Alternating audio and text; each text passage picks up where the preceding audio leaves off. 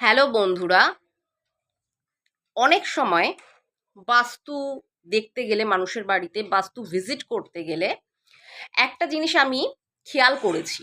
ঠিক আছে, সেইটা হচ্ছে দেখা যায় খুব অসুস্থ মানুষ রয়েছে, বয়স্ক বৃদ্ধ বা বৃদ্ধা রয়েছে।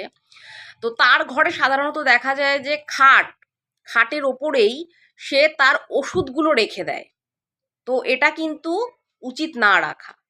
ঠিক আছে, অনেক সময় দেখা যায় যে রান্নাঘরে আমি গিয়ে দেখেছি যে রান্নাঘরে ওষুধ রেখে দিয়েছে, রান্নাঘরের টেবিলের সাইডে। বলেছি এখানে কেন ওষুধগুলো রেখেছেন? তো বলছে যে আমার ভুলে যাই, ওষুধ খেতে ভুলে যাই, তো তার জন্য রান্নাঘরে রেখে দিয়েছি ওষুধ। ঠিক আছে, তো এই জিনিসগুলো অ্যাভয়েড করার চেষ্টা করবেন। রান্নাঘরে কখনোই ওষুধ রাখবেন না, এবং বিছনায় যে রুগী অসুস্থ, সে বয়স্ক হোক যেই হোক না কেন, বিছনার উপরে কখনোই ওষুধ রাখবেন না। তাহলে কি হবে, সেই রোগ তো আপনার কমবেই না, ওষুধের পরিমাণ বাড়তে থাকবে, অর্থ ব্যয় হতে থাকবে ওষুধের পেছনে, এবং রোগ কমবে না, কিন্তু রোগ আরও বেড়েই যাবে। তো এটা অবশ্যই মাথায় রাখবেন, বিছনার উপরে এবং রান্নাঘরে কখনোই মেডিসিন রাখবেন না। কোথায় রাখবেন, কোন দিকে রাখবেন আমি বলে দিচ্ছি।